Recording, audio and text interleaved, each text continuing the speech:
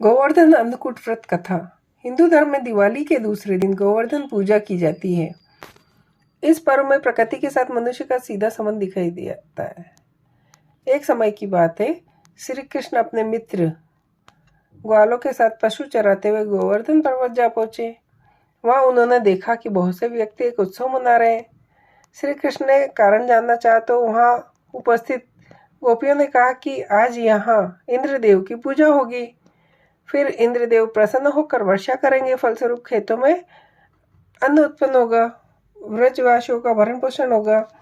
यह सुनकर श्री कृष्ण बोले कि इंद्र से अधिक शक्तिशाली तो गोवर्धन पर्वत है, जिनके कारण यहाँ वर्षा होती है। सबको इंद्र से भी बलशाली गोवर्धन की पूजन करनी चाहिए।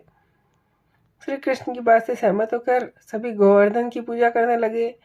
जब इंद्रदेव को ये पता चला तो क्रोधित होकर उन्होंने मेघों को आज्ञा दी कि गोकुल में जाकर मूसलाधार बारिश करे। बारिश से भयभीत होकर सभी गोपियां ग्वाले कृष्ण के पास पहुंचे। ये जान श्री कृष्ण ने सबको गोवर्धन पर्वत की शरण में चलने के लिए कहा। सभी गोप ग्वाले अपने पशुओं समेत गोवर्धन की तराई में आ गए। तत्पश्चात श्री कृष्ण ने गोवर्धन पर्वत को अपनी कनिष्ठा पर उठाकर छाते से तान दिया।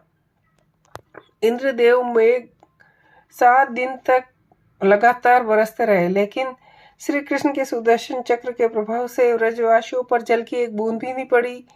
यह अद्भुत चमत्कार देख इंद्रदेव असमंजस में पड़ गए।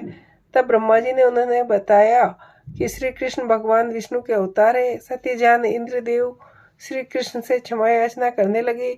श्री कृष्ण के इंद्रदेव के अहंकार को चूर चूर कर दिया। अतः उन्होंने इंद्रदेव को क्षमा किया और 7वें दिन गोवर्धन पर्वत को भूमि तल पर रखा और ब्रजवासियों से कहा कि अब वे हर वर्ष गोवर्धन पूजा कर अन्नकूट पर्व मनाएंगे।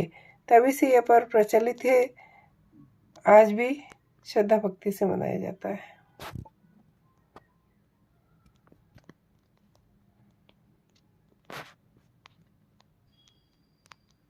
गोवर्धन